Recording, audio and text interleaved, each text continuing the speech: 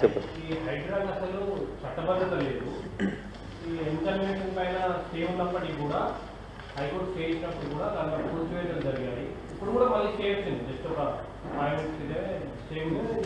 So నేను గౌరవ న్యాయమూర్తులకు చేసేటువంటి అప్పీల్ ఏంటంటే, ఇదే ఆంధ్రప్రదేశ్ హైకోర్టు ఎన్ కన్వెన్షన్ని సర్వే చేసి చెరువులు ఏమైనా ఎంకరేజ్మెంట్ ఉంటే కొట్టేయమని చెప్పింది. గౌరవ న్యాయమూర్తులకు నేను చేసేటువంటి అప్పీల్ ఏంటంటే, లంచ్ మోషన్లు ఆగమాగం వినకండి పిటిషన్స్ దయచేసి. గతంలో హైకోర్టు ఏం జడ్జిమెంట్ ఇచ్చింది, సుప్రీంకోర్టు చెరువులు కుంటల విషయం లోపల ఏం జడ్జిమెంట్ ఇచ్చింది ఒకసారి చూడండి. మీరే సర్వే చేయమంటారు, మీరే కూలగొట్టమంటారు. 2010లో మీరే ఆర్డర్ ఇస్తారు, 2024లో మళ్ళీ మీరు స్టే ఎందుకు ఇస్తారు? What is this? ఎందుకు జనాన్ని కన్ఫ్యూజ్ చేయాలనుకుంటున్నారు? ఏమవుతుంది ఒక బంగ్లా కూలిపోతే? నాలాలో పిల్లలు వాడి కొట్టుకపోయిన రోజు, నాలా కబ్జా అయిన రోజు మున్సిపల్ మంత్రిని రిమాండ్ చేయమని అడగలేని హైకోర్టు ఇలా ఎన్ కన్వెన్షన్ మీద స్టే ఎట్లు ఇస్తుందండి? ఎస్, యాజ్ అన్ అడ్వకేట్గా బరాబర్ అడుగుతా నేను, ఐ హ్యావ్ ఏ రైట్. ఏం తొందర వచ్చింది ఎన్ కన్వెన్షన్ కూలిపోతే? ఒక ఫంక్షన్ ₹1 కోటి తీసుకుంది N convention.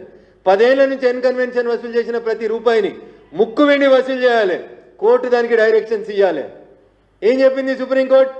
FTL buffer zone, దాని తర్వాత 33 ఫీట్ల దాకా ఏ కన్స్ట్రక్షన్ ఉన్నా కూలగొట్టమని చెప్పింది. అరే 3.5 ఎకరాలు మార్కింగ్ ఇచ్చింది కదా టీఆర్ఎస్ ప్రభుత్వం ఎన్ కన్వెన్షన్ కబ్జా చేసిందని. ఇంకా మళ్ళీ హైకోర్టు స్టే ఇచ్చుడు ఏంటండి? స్టే అయింది నాకు తెలియదు. ఏ కోర్టు చెప్తే సర్వే చేసిరు? అదే హైకోర్టు చెప్పింది కదా. కొద్దిగా ఓపికగా చూడరు దయించి, చెరువులను పరిరక్షించుర్రి. పక్కన వాయనాడు కనబడ్డది, 2 ఏళ్ల కింద ఉత్తరాఖండ్ కనబడ్డది. దేశంలో ఎకలాజికల్ ఇంబ్యాలెన్స్ జరుగుతుంది. చెరువులు, కుంటలు, కొండలు, కోనలు, ప్రకృతి విధ్వంసం జరుగుతుంది. అయ్యా జడ్జిల్లారా, తొందర లేదు బంగ్లాలు కూలిపోతే కూలగొట్టని ఏంటి? దానికి చట్టబద్ధత ఉందా లేదా అని మీరు అడిగినారు కాబట్టి నేను జీవో 157 తీసుకొచ్చిన. Honourable high court of Andhra Pradesh in a writ petition filed in 2007 and 8 categorically said all the lakes of the Hyderabad should be protected. మళ్ళీ మీరు ఎందుకు స్టే ఇస్తారు? ఇంకా రిట్ పిటిషన్ నెంబర్ చెప్పమంటే చెప్తా జడ్జిలకి. ఇదే సగం సగం అడ్వకేట్లు సగం సగం రిప్రజెంట్ చేసి ఆగమాగం పోయి దాంట్లో తీసుకొచ్చి ఏదో ఒక ఆర్డర్ తీసుకొస్తున్నారు. Yes, writ petition number 9386 14,728 of 2007 and 20,072 of 2008. ఈ రెండిట్లలో హైకోర్టు జడ్జిమెంట్ ఇచ్చింది 2007లో 8లో. 2007లో 8లో చెరువుల్ని కాపాడమని సాక్షాత్తు ఆంధ్రప్రదేశ్ సర్వోన్నత న్యాయస్థానం తీర్పిస్తుంది. సుప్రీంకోర్టు చెరువులు ఎవడైనా కడితే నోటీసు లేకుండా కూలగొట్టమని చెప్పింది. ఎలాంటి నోటీసులు ఇవ్వద్దు అని చెప్పింది supreme court. All buffer zones, all FTLs should be demolished without any notice అని సుప్రీంకోర్టు చెప్పింది. దానికంటే పెద్ద కోర్టు ఏముంటుందన్న ఈ దేశంలో? దాంట్లో ఇంకా స్టేలు ఏముంటాయన్నా? బరాబర్ కూలగొట్టాల్సిందే, దాంట్లో నో సెకండ్ ఒపీనియన్. నేను అదే జడ్జిలో కూడా విజ్ఞప్తి చేస్తా ఉన్నా, మీరు అనుమతిస్తే నేను వచ్చి ఆర్గ్యూ కూడా చేస్తాను.